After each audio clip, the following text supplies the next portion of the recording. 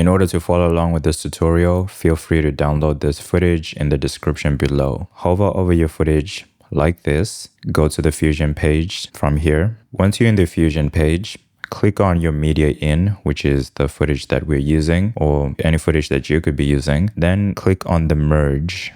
Then click anywhere in the node graph. Make sure there is no node that is selected, and then press Shift spacebar. Type in magic mask and add. Now what you're going to do is take one of the outputs from the media in and place it in the magic mask like this. And then you can press 2 to view what the magic mask is seeing, and media in as in 1 to see your before and after. Then you can go to the beginning of your timeline and then add points for your magic mask to track. If you go to your inspector, you can see that the mode is either faster or better. For the purpose of this tutorial, we are going to do it faster, but you can also click better for better results. And then once you're happy with the point you have selected, you can press track forward.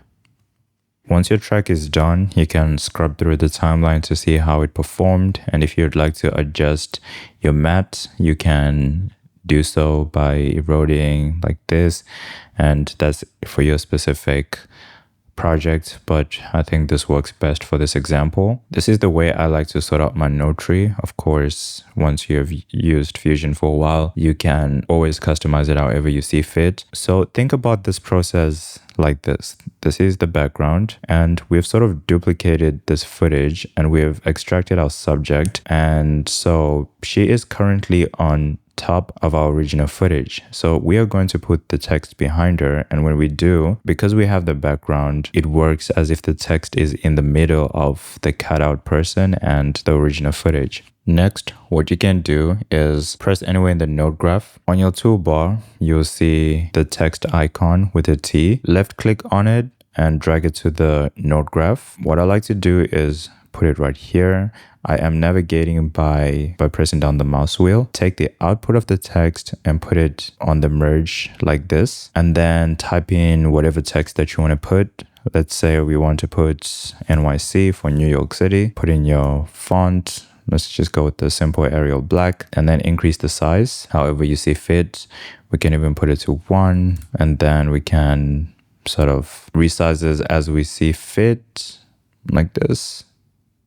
Okay, perfect. And then click on your merge one and add another merge node by pressing this icon, and then it'll automatically do that.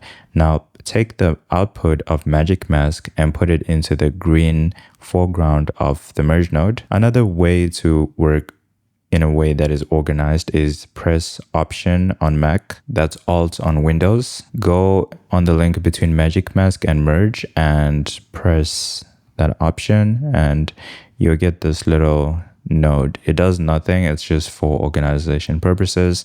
And as you can see in our screen, we now have the NYC behind our subject, and we can play through this clip and it sort of sticks to that. Of course, you can customize it however you want, but this is how you add the text behind your subject.